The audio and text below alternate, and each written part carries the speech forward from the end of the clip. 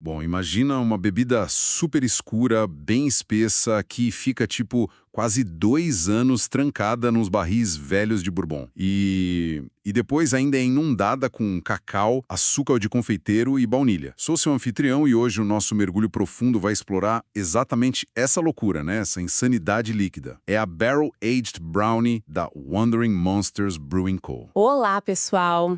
Eu sou a especialista de hoje, pronta para desvendar essa ficha técnica.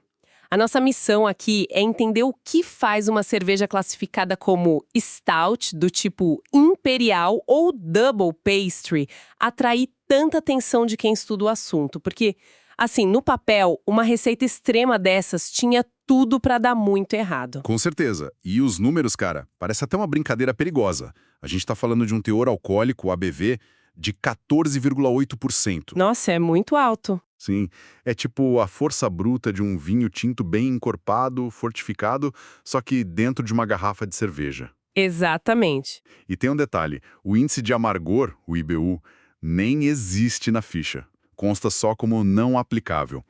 Sinceramente, a minha primeira intuição lendo isso é que essa bebida vai ter gosto puro de combustível, sabe?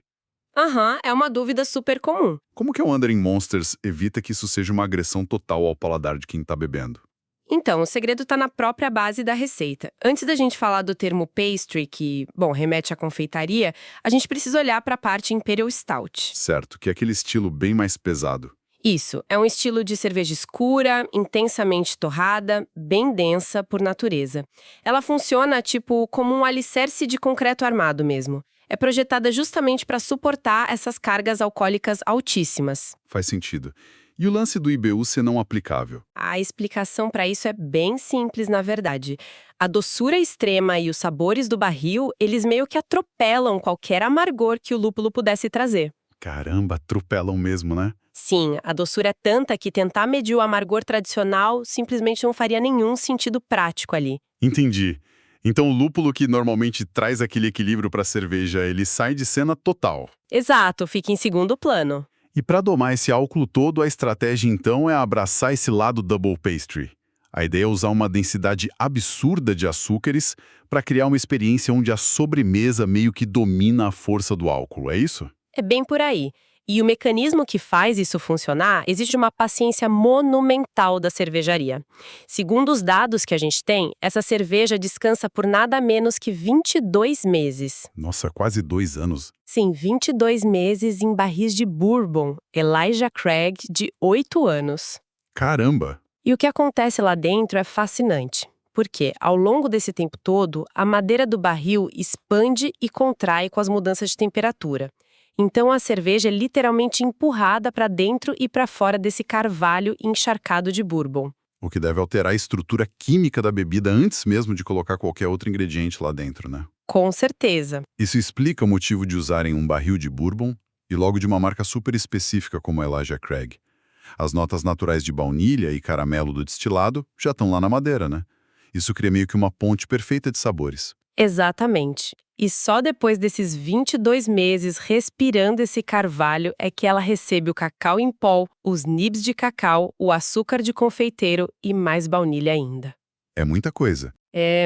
E esse detalhe do tempo é crucial, viu? Sem esse estágio tão longo na madeira, a adição do açúcar de confeiteiro ia transformar a bebida num xarope super enjoativo. Tipo aqueles melados, sem profundidade nenhuma. Isso, o barril é que traz os taninos e aquela complexidade que, sabe, ancoram toda essa doçura extrema. Mas, me diz uma coisa. Será que essa matemática meio maluca funciona de verdade na taça? Porque, tipo, jogar ingrediente de bolo num barril de destilado soa como uma receita fácil pro desastre. Sim, soa mesmo, mas os dados mostram outra coisa. Verdade. A ficha indica que não é uma cerveja colaborativa. Ou seja, a Wandering Monsters fez tudo isso sozinha e também não está presa a uma safra específica. O que significa que ela continua em produção, o que é ótimo. Sim. E atualmente ela tem 181 registros na plataforma, sendo 170 únicos com uma média de 2 consumos mensais.